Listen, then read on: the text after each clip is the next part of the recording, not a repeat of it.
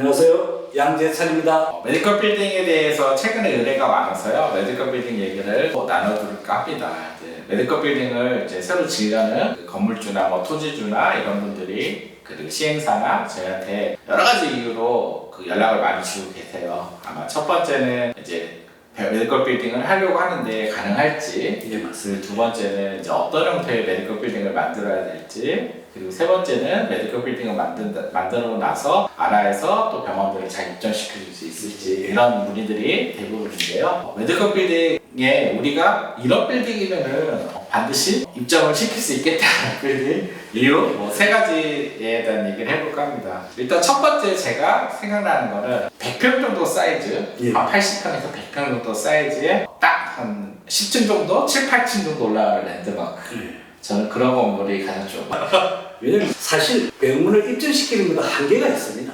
모든 빌딩이 많이 넓다고 해서 크다고 해서 다 채울 수는 없는 거거든요. 병원이 들어갈 수는 한계가 있기 때문에 그걸 잘 생각하셔야 됩니다. 특히 주변에 병원 환경이라든지 아니면 경쟁 병원이라든지 그 주변에 얼마나 많은 병원들이 있는가를 또 감안해야 됩니다. 거기에 감안해서 엔드를 짜고 적정한 또 병원을 유치해야 할 거라고 생각합니다. 병원들이 대략 이제 원장님들이 왔을 때 선호하는 평수가 있어요. 기본적으로 요즘 통증 같은 경우는 저희가 70평에서 한 100평 정도 사이가 돼 있고요.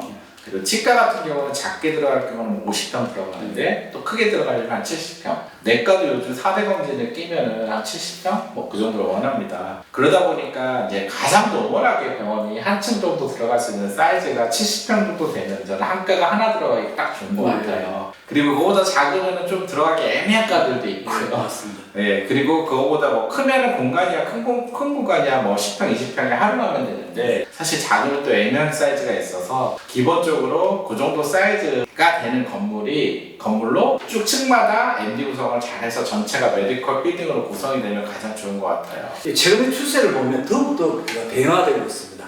치과도 말씀하시면 옛날에는 한 40평, 50평 아니었는데 지금은 130, 150평도 찾고 있고요. 또 정형외과는 150평, 200평도 지금 찾고 있습니다. 그러니까 경쟁력을 높이기 위해서 모든 과들이 사실 혼자 개원하시는 게 아니고 많은 분들이 함께 개원하시기 때문에 대응화되고 있고요. 또 모든 과도 대부분 그렇게 추세가 그런 쪽으로 흐르고 있습니다. 그래서 그런 걸 감안하셔서 신축을 하시면 좋겠고요. 특히 토지를 선택하실 때 그 건물에 몇 평 정도의 사용 면적이 나올 수 있는지를 잘 감안하셔서 토지 선택을 하셔야 될 거라고 생각합니다. 네. 첫 번째 사실 제가 얘기한 것처럼 그 정도 사이즈의 지역에 쭉 높이 올라간 건물이 깔끔하고 가장 좋다라고 얘기하는데 이 건물의 단점이 이제 한 7, 80평 정도 되면 지하 주차장이 애매해지잖아요. 제일 애매합니다. 예, 그래서 사실 이제 보통 저희가 최근에 작년에도 그렇고 요즘 마트라든지 전자랜드라든지 이런 데들이 이제 경기가 안 좋고 또 구매 패턴이 바뀌면서 모텔도 그렇고요. 바뀌면서 새롭게 이제 빌딩을 짓는 데들이 많이 나오는 것 같아요. 그래서 시행사들이 찾아오는데 저는 그런 자리들 한 이제 평수가 그래도 한 200평 정도 나오면 사실 이제 지하에 주차장이 들어갈 수 있잖아요. 예, 그 정도의 사이즈가 나오는 건물들은 가장 좋은 것 같긴 해요. 사실 지하 주차장부터 형성돼서 높이도 어느 정도 올라갈 수 있기 때문에요. 그래서 주차장까지 해결되는 어떤 지역의 랜드마크화 시킬 수 있는 빌딩들은 사실 가장 좋긴 한데, 그리고 또 위치도 대부분 이제 유동성이 높은 지역에 형성돼 있죠. 이런 데들은 사실 그런 건물들은 가장 무조건 들어갈 수밖에 없는 메디컬 빌딩인 것 같긴 합니다. 그래서 지금 보시면 위치가 좋은 건물은 다 입점하셨다고 보셔야 됩니다. 그리고 이점의 위치 부분에서 노출도 중요한 부분입니다만 유동인구가 어디로 흘러가는 우리가 주동선이 어딘가를 잘 보시고 건물 위치를 정하는 것이 참 중요하다고 생각합니다.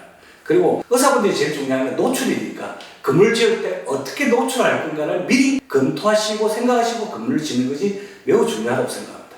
네, 그리고 이제 오피스텔이나 보통 이렇게 건물에 2층, 3층이 상가로 들어가야 되니까 저희한테 2층, 3층 병원을 넣어달라는 의뢰들이 많이 있는데 사실 전체가 메디컬 빌딩과 2층, 3층만 상가 건물을 하는 것 같고는 사실 소비자들의 어떤 집중도는 봤을 때는 좀 차이가 나죠.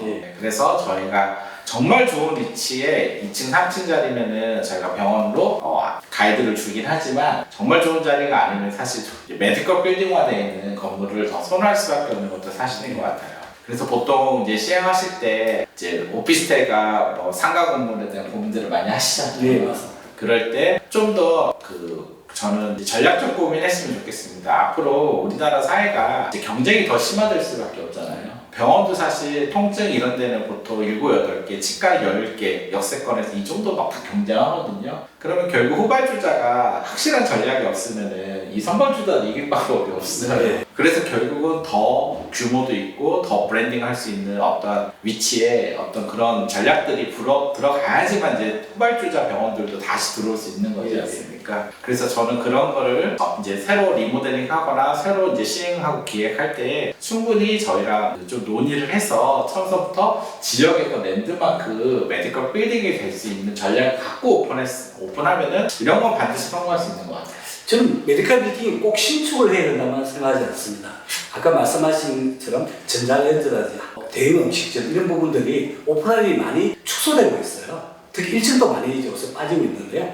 그래서 그 대형 공실에 대해서 그 병원을 입점할 수 있는 메디컬 빌딩화 하는 것에 대해서도 저희들이 많이 생각하고 또 많은 부분을 연구하고 있는 중입니다. 그래서 혹시 그런 부분에 대해서 고민이 있으신 건축주분들도 저희와 같이 의논하시면 많은 도움이 될 거라고 생각합니다. 그리고 그걸 또 의사분들도 빈 공간에 혼자 들어가기는 많이 두려워합니다. 왜냐면 걱정이 되니까요. 그래서 여러 의사분들이 함께 메디컬 빌딩에 입점하는 것을 계획을 잡아야 그 메디컬 빌딩이 활성화되고 또 그 공실을 메디컬 빌딩화 할 수 있다고 생각합니다.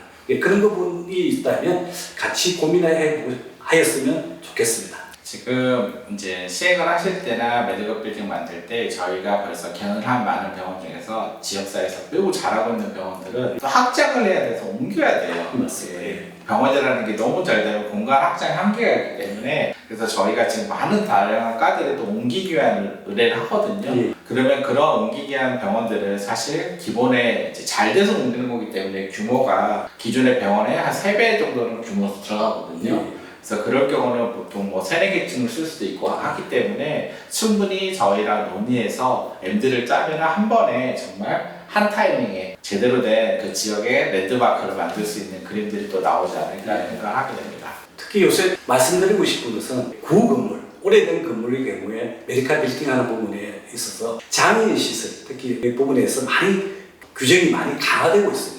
그 부분을 잘 감안하셔서 특히 오래된 건물에 입점하실 경우에는 장애인 시설을 잘 검토하셔야 돼요. 특히 한 종목의 병원이 일정 면적이 토화되면 일반 의원이 아니고 병급으로 장애인 시설을 요구하는 경우가 있습니다.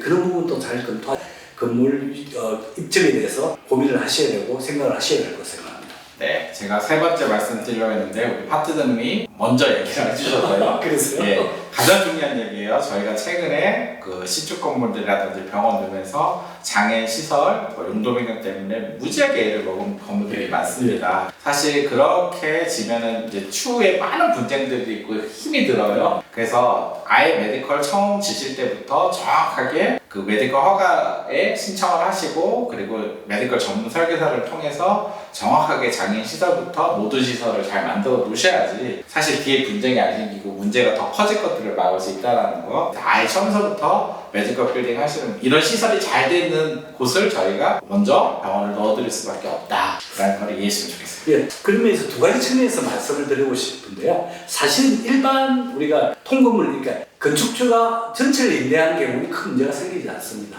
우리가 분양 건물, 그러니까 구분 상가라고 하는데 그때의 경우에 입점하실 때는 사실 들어가시는 의사분들도 잘 고민해서 확인하고 들어가시는 거예요. 왜냐면 난 평수가 얼마 안 되는데 뒤늦게 들어가면 장애인 시설이 규정이 강화돼서 모든 부분을 내가 또 시설하고 들어갈 경우가 있습니다. 그렇다고 구분 상가의 경우에는 다른 분들이 그걸 도와주지 않습니다. 그런 부분을 또 감안하셔야 되고요.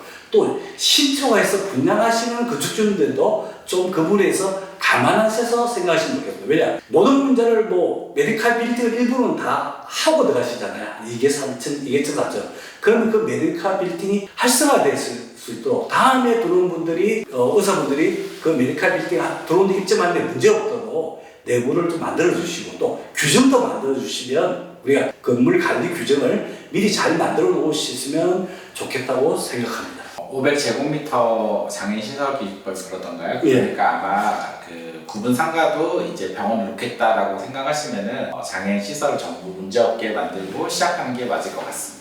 네, 오늘 이런 빌딩이면 저희가 들어가겠다 이제 세 가지에 대해서 말씀드렸는데요. 이런 빌딩을 또 같이 만들고 싶으신 분들이 있다면은 또 저희 더오프닝 부동산에 연락 주시면 저희가 함께하도록 하겠습니다. 감사합니다. 감사합니다.